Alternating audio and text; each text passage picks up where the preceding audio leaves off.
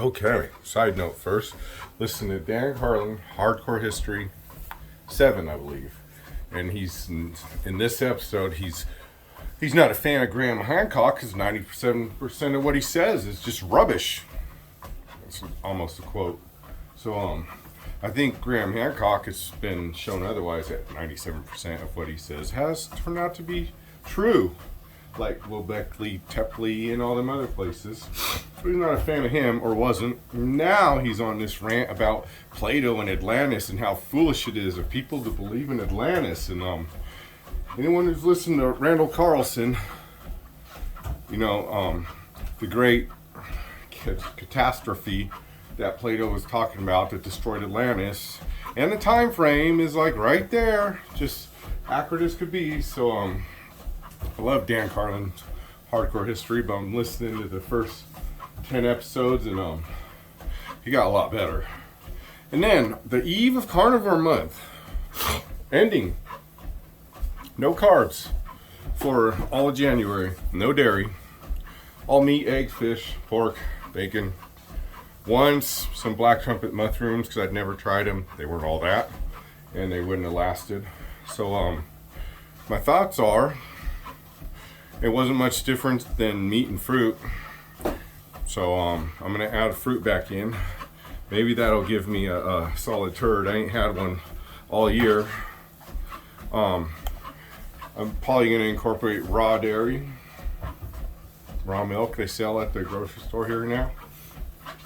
I sell raw cheese too, I don't know if it's legit. So I'll incorporate raw dairy occasionally. Fruit, no more eggs, or rarely eggs, rarely bacon, rarely pork, which means like less than once a week. Rarely salmon, which means like less than once a week. Mainly beef and other red meats. Fruit, raw dairy. Hopefully the raw dairy is organic.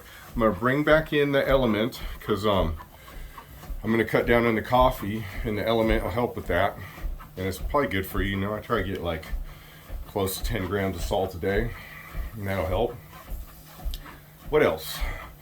Oh, I've been drinking that bulletproof coffee, putting upwards of 2 tablespoons in my coffee 4 times a day. So cutting that down to 2. I'm gonna try to use a tablespoon, no more than a tablespoon and a half. So that'll cut some calories. But I'll add it back with dairy. Cutting the eggs out and bacon will cut calories, but I'll add that back in with fruit. I'll still be eating 1.5 pounds. I'll probably shoot for 1.5 pounds of muscle meat. 2 pounds is what I was doing. 1.5 pounds of muscle meat. Sometimes I throw in organs, mainly heart and liver. And I'll take the desiccated organs. Right now I got like a beef organ, like 5 different ones. It's the cheap one on Amazon, like $20 cheaper than ancestral or heart and soil. It's probably the same thing, less ads.